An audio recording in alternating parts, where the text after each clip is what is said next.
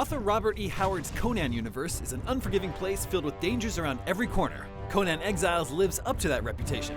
It's not just the other players and NPCs in the world that make this survival game rough.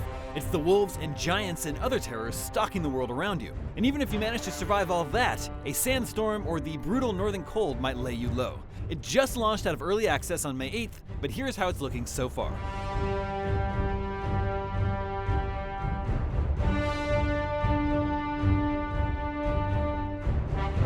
Conan Exiles captures the tone of Howard's harsh world right from the start, casting you as a criminal who is crucified and left to die along an aged and broken highway. Focusing more on mood rather tthan the elaborate storylines of Funcom's MMORPG Age of Conan, Exiles turns you loose in the Exiled Lands to carve your own tales of high adventure. The Exiled Lands are full of varied areas to hunt, forage, build, and fight, such as the lush riverlands in the south, the harsh desert that makes up much of the map's center, or the fertile woodlands of the frozen north.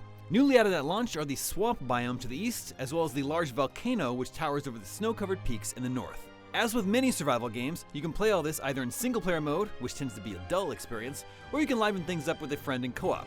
That's definitely the way to go if you can. Crafting to stay well-equipped can mean the difference between victory or defeat in a pinch, especially early on, as many of the NPCs you'll come across use simple armor and stone weapons. Additionally, building shelter is just as important for protection from the random sand or snowstorms that blow through the map. These structures can be as simple or as elaborate as you want, making it easy to create the fortress or home of your dreams. But the crafting process itself can feel unnecessarily complex at times, as each recipe or item requires an inordinate amount of materials or refining to create. A simple piece of medium chest armor requires 3 separate crafting stations to complete, and some of the starting structures feel way too expensive to make. You'll need that gear to delve into the many challenging dungeons to earn rewards such as crafting items or recipes. We're still working our way up to experiencing the new ones, but in early access, these simple fights were enough to keep the overall experience interesting. Combat, while serviceable and sometimes enjoyable, feels incredibly unrefined at times thanks to a finicky targeting system. This is felt especially when grouped with other players, with the lock-on oftentimes zeroing in on your friends instead of the enemy by default, with no easy way to change to the correct target.